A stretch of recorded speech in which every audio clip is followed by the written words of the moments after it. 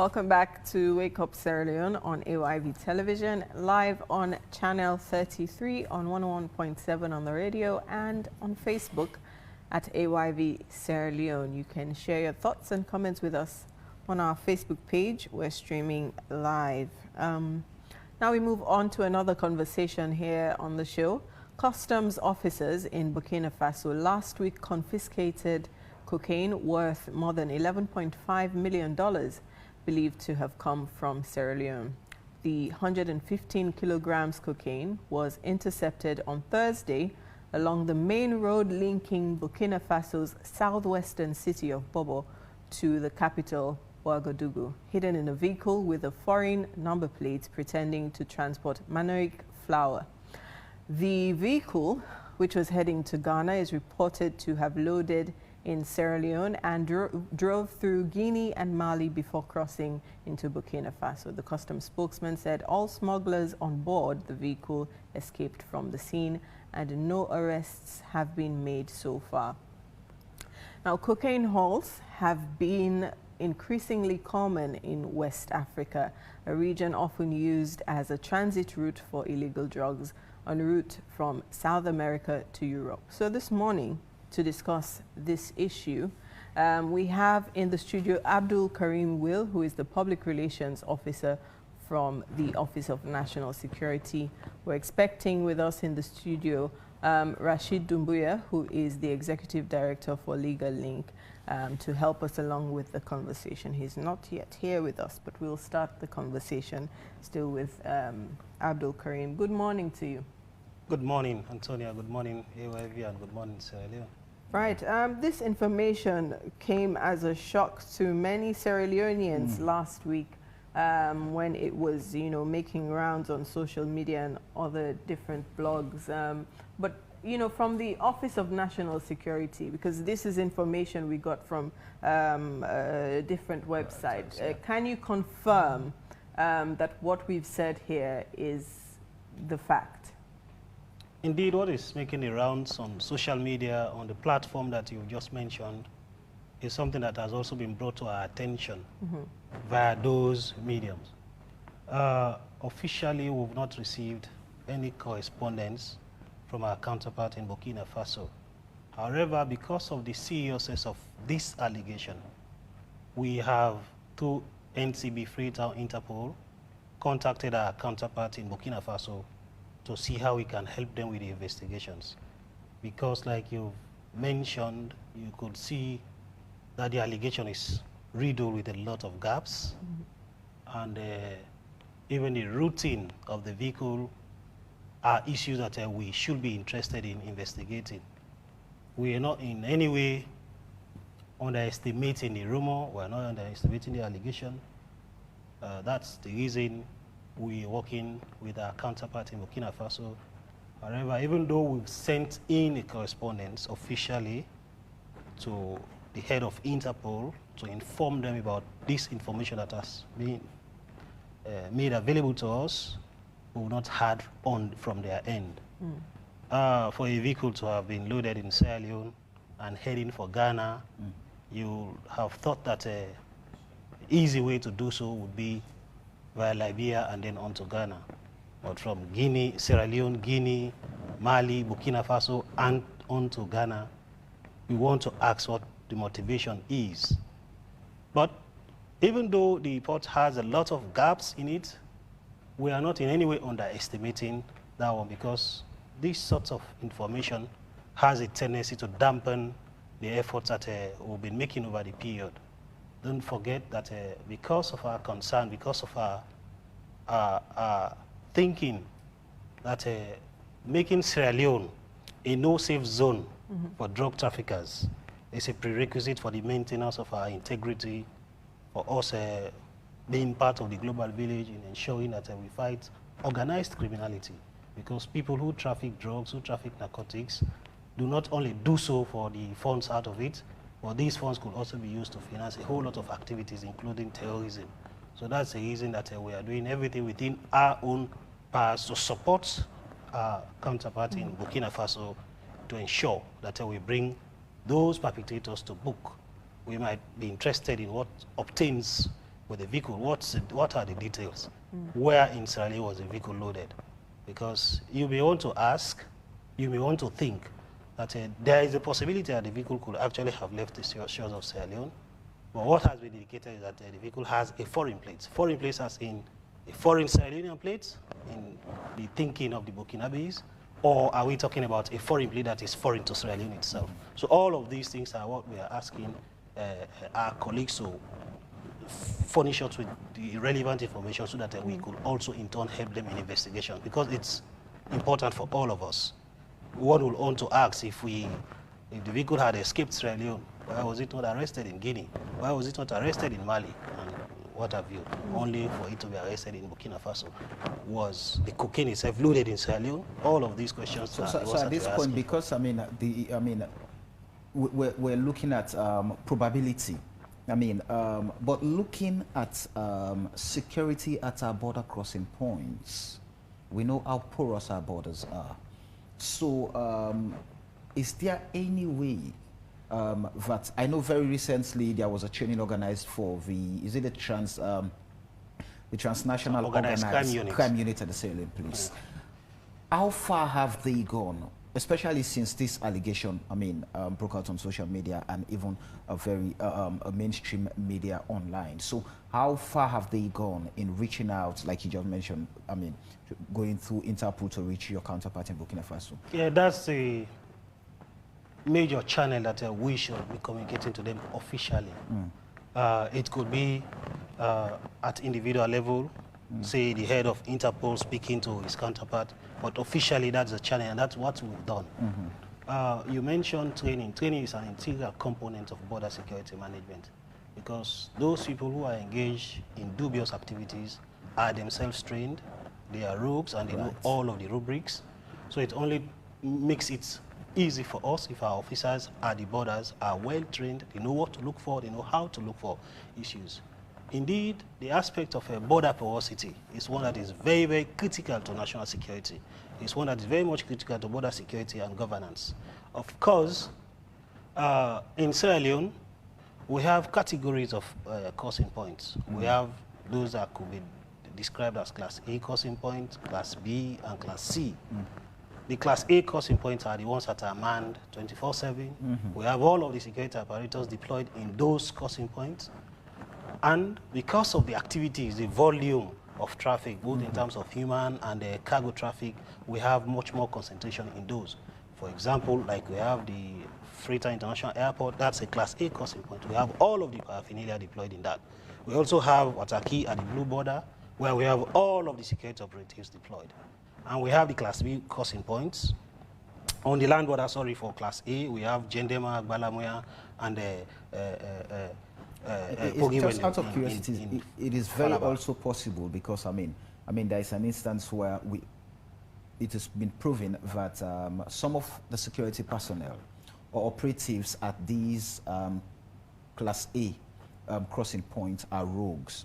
For example, I think some months back, a foreigner was caught with over $200,000 and I think pounds at the airport.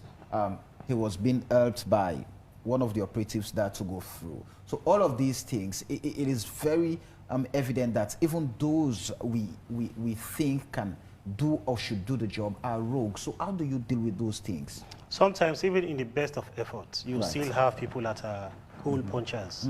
They will just find any gap to see that they make money for themselves, while not taking into consideration the integrity of the country they are serving.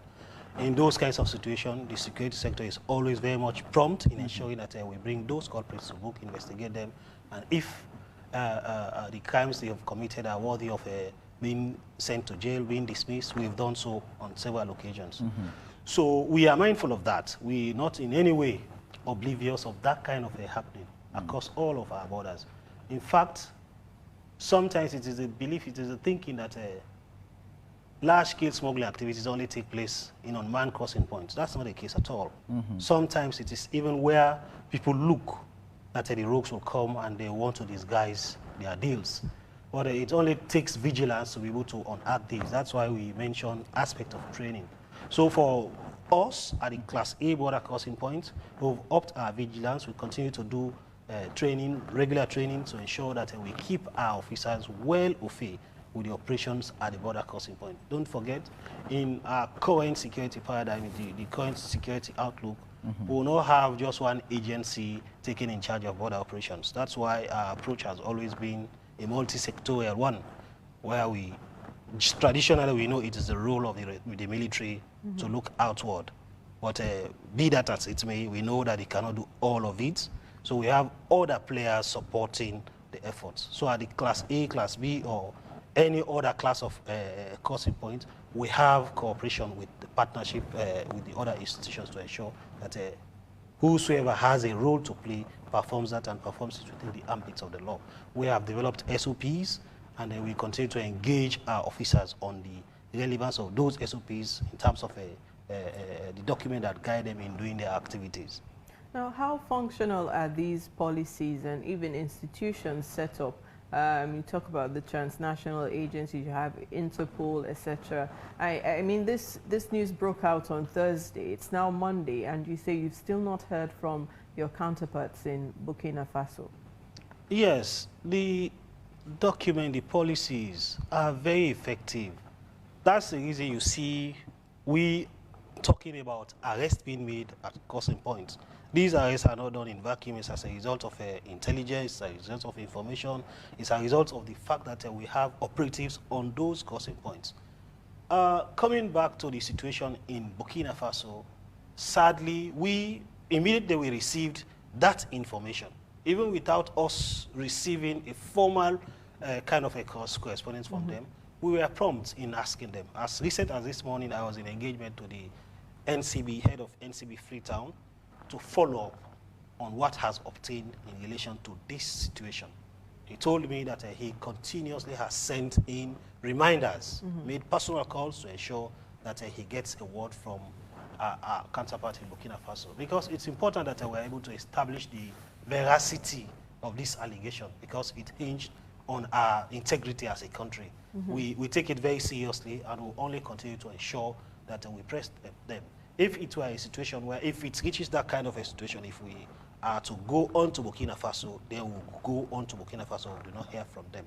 But rest assured that whatever obtains within the course of the week, in terms of that investigations, we'll get back to the public and inform the public. The point here is, one would think that something like this would require prompt communication. Sure. You said you haven't heard from Burkina Faso and you've reached out to them. I'm emphasizing it's been 4 days, since Thursday to now. With all the collaboration and you know, these agencies you've set up, it would be, it's not really off for me to assume that some communication must have happened. Exactly, I agree. We are also very much concerned with that, because if it were on our side, something happens in Guinea or in Burkina Faso and they ask us to give some response, we will do so promptly.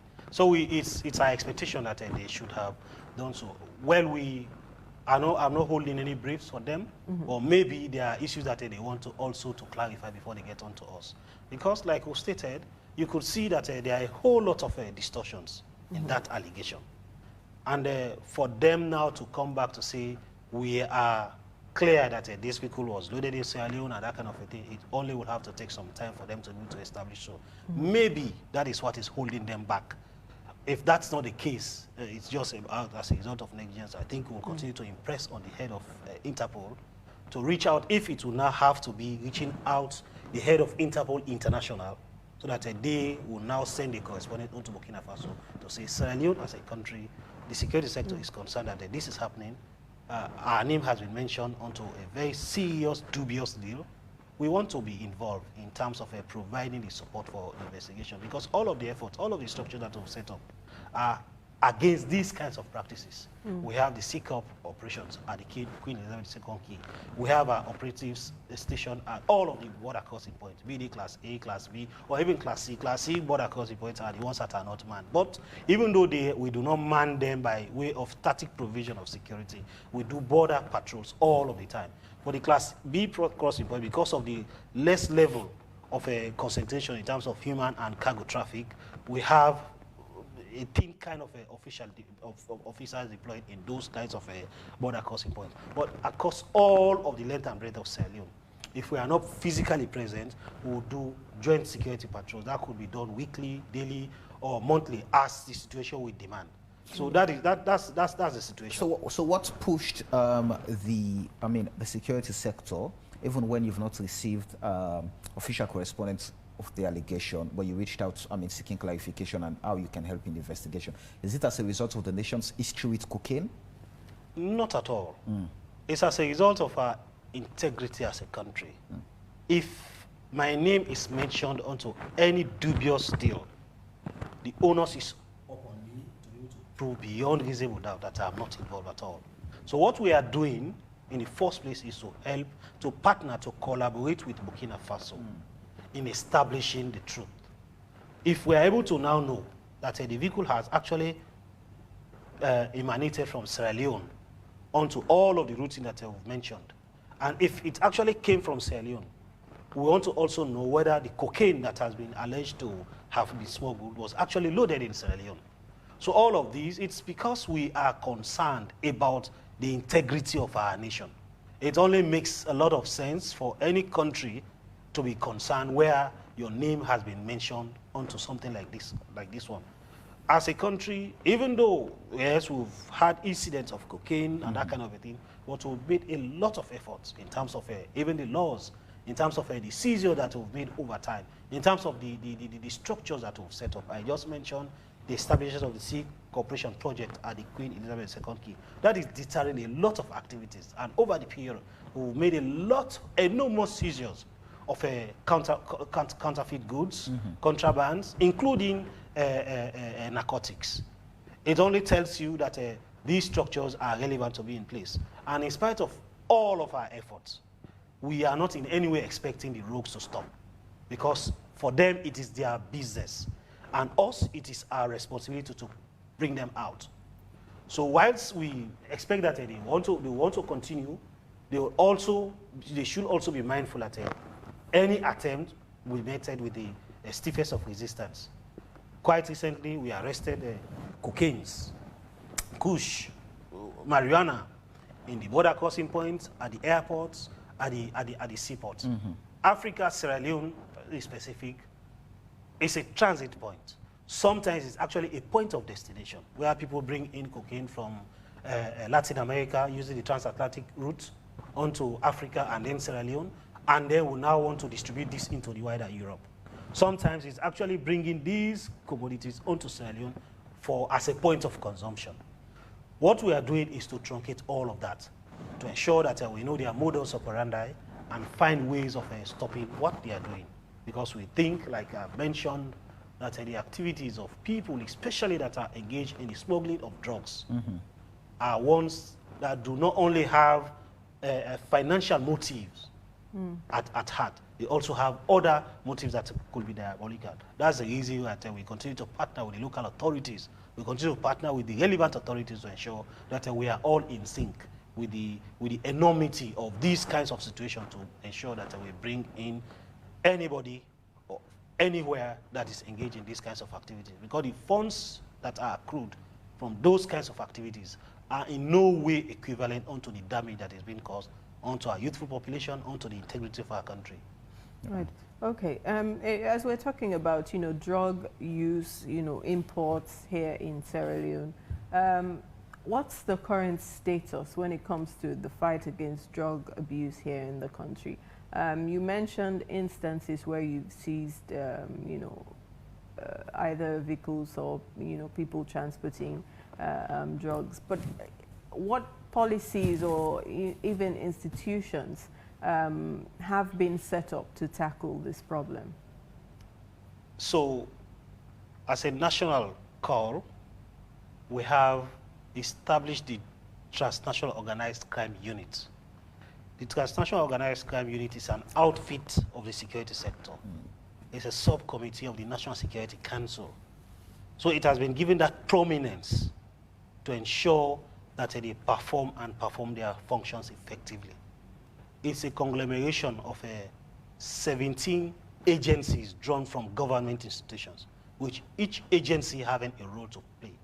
The National Drug Law Enforcement Agency, the Ministry of Foreign Affairs and International Cooperation, the Pharmacy Board of Sierra Leone, the Ministry of Health, Office of National Security, the Sierra Leone Police, Republic of Sierra Leone, and what have you, Financial Intelligence Unit. All of these agencies have been brought together to ensure that we leverage on their expertise to be able to tackle the issues of organized criminality, of which drug trafficking, drug cultivation, drug consumption are components. In Sierra Leone, sadly, we have domestic drugs being grown in Sierra Leone. We have situations where people manufacture synthetic drugs, whether it is kush, whether it is marijuana, whether it is what have you. So people do these kinds of things. What we've been doing over the period is to first engage the public through the National Drug Law Enforcement Agency on the need for them to be part of the process in discouraging our youth from cultivating marijuana, consuming kush, and all those other narcotics. And beyond the engagement, we are actually going into operations. We've seized a number of drugs. We've brushed farms across the length and breadth of Sierra Leone, be it in the north, be it in the south, be it in the eastern region. Everywhere in the western area, we've brushed farm. We continue to do so. What happens when you seize these drugs? Because there are allegations that eventually they go back, you know, these drugs go back into the streets. They are seized, they're kept by the police, and in the end, they're not destroyed, they're then sold. These are the allegations. And of course, we are not sitting back on those kinds of allegations, because it behoves us to be able to have the public to understand what we do. In the first place, if there is a tip-off of any drug cartel, our officers will go on to do operations. And in the process, they might arrest people and arrest the consignment. These consignments and the people are processed and charged to court. Once they are charged to court, the court takes custody of the consignment and the persons that have been arrested. However, even though it is now in the hands of the court, we have been particular about what obtains after the outcome of the matter. If a verdict has been reached, the suspect charged to court, the suspect convicted, incarcerated, or what have you, the question is what that happens to the drugs in question. If you go to our various courts across the country, you'll see piles of marijuana, a slash of cocaine, or what have you, that have been arrested and are kept in the custody of the courts. We have been pushing for us to have a public destruction of these drugs, where we'll invite all of the relevant stakeholders to come witness where we destroy them. Yes, it is possible. We are not in any way also denying this, that it is also possible that some of these drugs that have been arrested and taken into custody at every level could find itself onto the wrong hands. But this is not part of the modus of operation. This is not part of our thinking. Some people within the sector itself could just want to, be very selfish and that, what have you. A month or 2 or 3 ago, we arrested our own officers. We are found pilfering drugs from the custody of the courts. These ones were investigated, dismissed, and some incarcerated. So that tells you that we are not forgetful of this. We are mindful of these kinds of happening, and will only continue to do what we have to do to ensure that it will bring. Okay. What we are now pushing for is that sometimes if we arrest, we bring into custody, we just tender these drugs as evidence once, and once the court has taken note of the quantity that is involved, we've done all of the forensic testing and what have you, we now go to destroy, so that we do not even bother the court with all of these problems. Right. Let me take a few messages. These border drivers are criminal. They have different registration plates on their vehicle. When they reach in one country, they use the registration plate of another country to avoid too many checks. Investigation like this needs high criminal knowledge. Alicious Toko Kane is saying there. Ronald is saying usually the ONS should have sent a team of investigators to find out what happened. Are there any moves in that direction? Athotoka is saying, is it that the borders are weak for a vehicle to travel from Sierra Leone to Burkina Faso without being picked up by the border controls in the various countries that the vehicle went through? Albert Lanson is saying, trained to look for contraband entering into the country, illicit drugs. Two more messages I'll take. Grass eaters involve mostly small bribes or relatively minor services offered by citizens seeking to avoid arrest and prosecution. Albert is saying, and the final message I will take, all right, I think I'll have to hold the messages there. I'll leave those ones that are too noisy for my lovely audience. Right. To add to that, to round up the conversation, what should we expect next from the ONS, given that you're still waiting for information from Burkina Faso? Yeah, so someone is suggesting the ONS will send in a team of investigators to Burkina Faso. Whilst I see his point, but I will beg to differ, because we have the structures already instituted.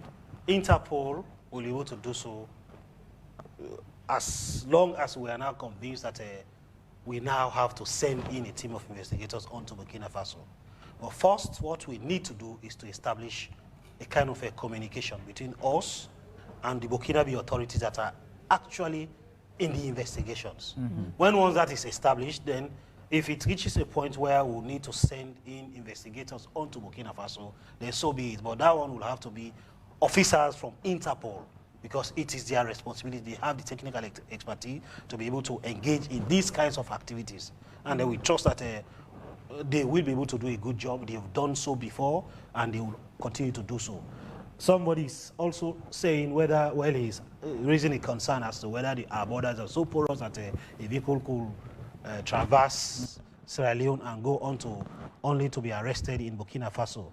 We just mentioned that a majority of our borders, 800 or more of those, are unmanned. And the unmanned ones are in the majority as compared to the ones that are actually manned.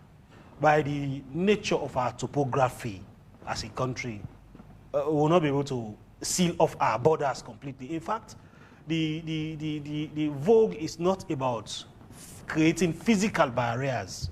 Physical boundaries is not the solution to border security and governance. It's actually about creating barriers in the minds of people. People know that using the established channels is the right thing to do in entering or leaving any country. Anything other than that will only mean that that person engaged in these kinds of activities is one that is doing something diabolical. And for doing so, they know that it's an offense and it is criminal and it's punishable by law. Thank you. So whilst we are mindful of this, we also will continue to appeal to members of the public that if you have nothing to hide, there is no need for you to be able to be using unofficial crossing point, because that is even dangerous onto your very life. Thank you, Abdul Karim. It's been a pleasure having you. Thank you very much.